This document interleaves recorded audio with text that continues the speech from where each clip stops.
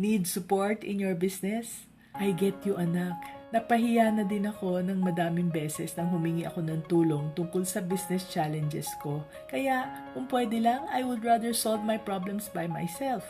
I will look for seminars, maghanap ako ng books, o kaya i-google ko dahil may Google na. At kung may AI na siguro noon, I would have been asking AI. Pero alam mo anak, matagal mong makukuha ang solusyon sa mga challenges mo kapag ganyan. At kung minsan sa dami ng mga iba't ibang nabasa mo or napapanood, lalo kang malilito.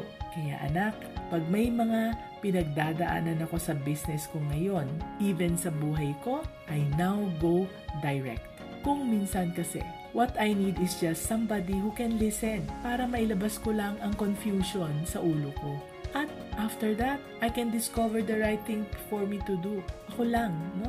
So you see anak, aside from your family and friends, there are many people who can help you. Look for a coach or a mentor with whom you resonate with. Somebody whose values resonate with you.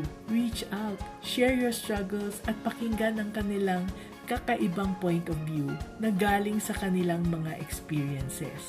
Remember, asking for help is not a sign of weakness. It is a sign of strength of a business-minded Pinoy.